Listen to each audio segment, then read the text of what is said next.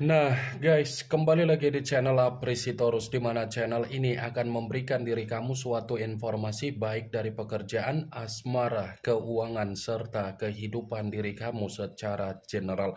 Sebelum saya memberikan suatu informasi dari berbagai aspek yang barusan saya katakan tadi, saya juga mengingatkan kepada teman-teman, informasi yang saya berikan terhadap diri kamu bukan suatu acuan untuk kamu ambil dan untuk kamu terima. Saya hanya bisa memberikan diri kamu suatu informasi berdasarkan kartu yang saya pegang ini. Diri kamu hanya bisa berencana terhadap kehidupan kamu, akan tetapi di balik dari informasi dan perencanaan tersebut, lagi-lagi yang menentukan adalah Sang Pencipta.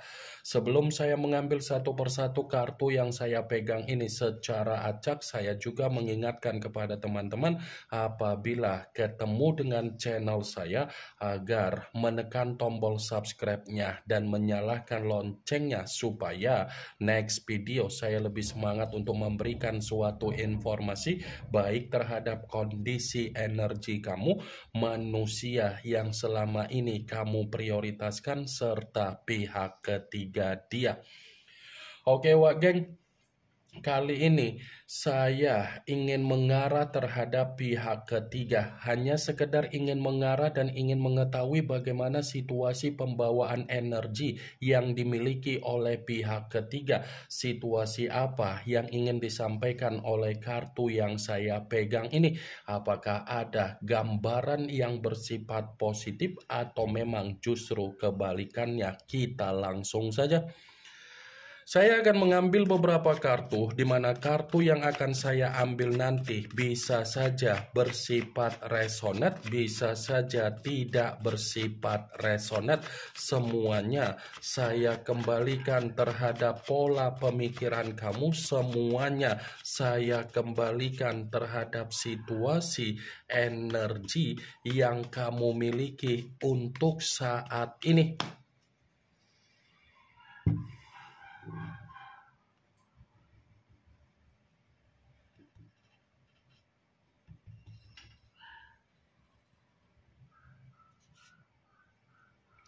Muncul kartu ini.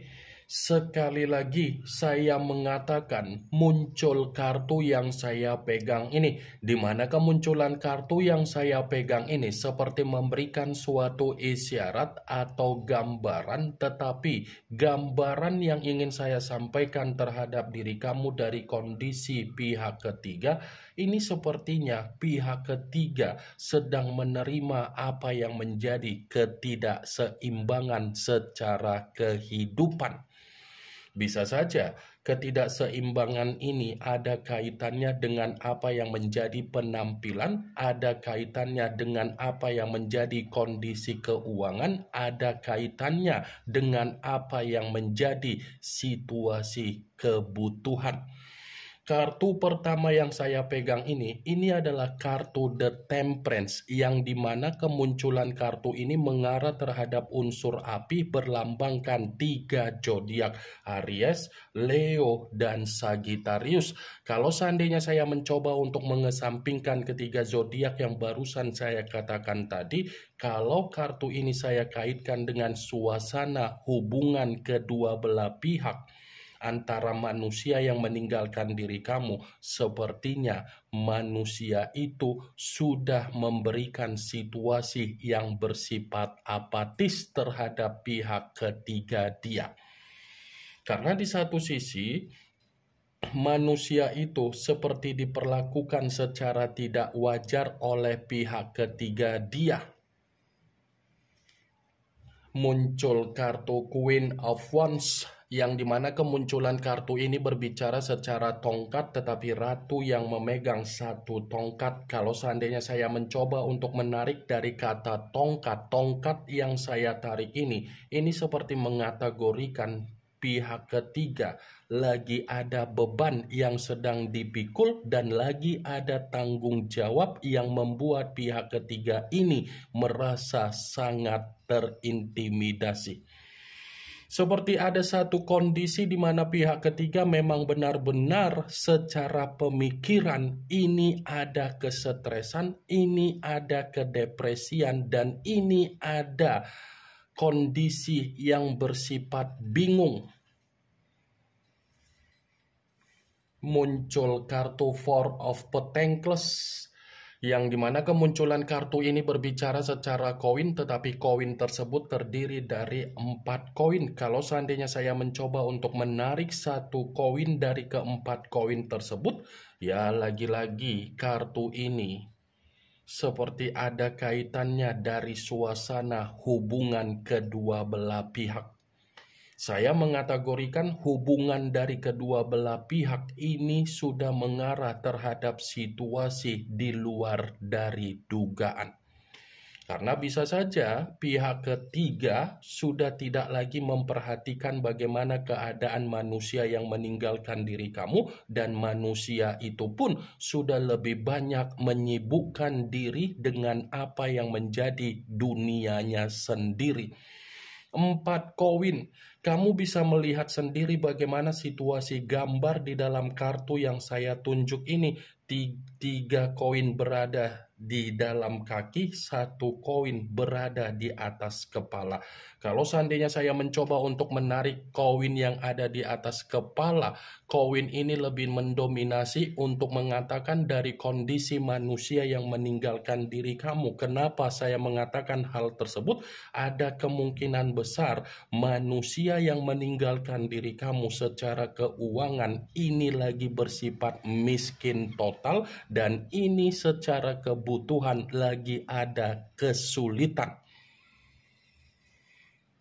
Muncul kartu The Star, yang dimana kemunculan kartu ini berbicara secara unsur udara, berlambangkan 3 zodiak: Aquarius, Gemini, dan Libra. Kalau seandainya saya mencoba untuk mengesampingkan ketiga zodiak yang barusan saya katakan tadi, kartu ini sangat kuat untuk berbicara bahwasannya pihak ketiga sudah tidak lagi mendapatkan apa yang menjadi kesempurnaan hidup dari manusia yang sudah meninggalkan diri kamu. Ini pihak ketiga ini sudah tidak lagi mendapatkan apa yang menjadi kondisi kehidupan yang sesuai dengan apa yang menjadi keinginan dan kepentingan dari pihak ketiga. Bagaimana mungkin pihak ketiga bisa mendapatkan apa yang menjadi keinginan dan kepentingan hidup, sementara kondisi dari manusia yang meninggalkan diri kamu secara keuangan ini bersifat miskin, dan secara kesestabilan manusia itu lagi menerima apa yang menjadi kondisi kehilangan kestabilan. Muncul kartu The Sun, yang dimana kemunculan kartu ini berbicara secara pergerakan semesta. Pergerakan semesta dalam arti apa? Ya, bisa saja untuk saat ini suasana dari komitmen mereka berdua jalankan ini sudah tidak ada lagi suasana yang bersifat ceria, sudah tidak ada lagi suasana yang bersifat gembira, dan sudah tidak ada lagi suasana yang bersifat kebahagiaan. Kalaupun pihak ketiga masih memperlihatkan bahwasannya kondisi dia ada kebahagiaan, kebahagiaan yang diperlihatkan oleh pihak ketiga itu adalah kondisi yang sengaja dimainkan secara kemanipulatifan agar orang lain menilai pihak ketiga tidak ada kesulitan. Kalaupun kartu The Sun ini saya katakan perihal dari manusia yang meninggalkan diri kamu, ya bisa saja manusia itu menyadari apa yang menjadi tindakan dia dan keputusan dia. Muncul kartu Ace of Pentacles, yang dimana kemunculan kartu ini berbicara secara koin. Koin dalam arti apa? Kartu ini lebih mendominasi terhadap manusia yang meninggalkan diri kamu. Kenapa saya mengatakan hal tersebut? Ketika manusia itu dipertemukan dengan pihak ketiganya, apa yang dipertemukan seakan-akan membuat manusia itu menerima apa yang menjadi kesialan dia. Awalnya memang manusia itu merasa bahagia karena dia bisa melampiaskan apa yang menjadi obsesi dia dan ketergantungan dia secara kebebasan. Tetapi apa yang dia nikmati dan apa yang dia lampiaskan secara ketergantungan terhadap pihak ketiga itu hanya di awal, bukan lagi berbicara selaras dengan pemikiran dia. Karena manusia yang meninggalkan diri kamu ketika dipertemukan terhadap pihak ketiga, manusia itu terlalu effort, ugal-ugalan, terlalu boros, terlalu royal, terlalu memberikan ekspektasi yang luar biasa. Tetapi ya untuk saat ini ada penyesalan. Muncul kartu Nine of Swords yang dimana kemunculan kartu ini berbicara secara pedang, tetapi pedang tersebut terdiri dari 9 pedang. Kalau seandainya saya mencoba untuk menarik satu pedang dari ke-9 pedang tersebut, coba kamu perhatikan bagaimana situasi gambar di dalam kartu tersebut.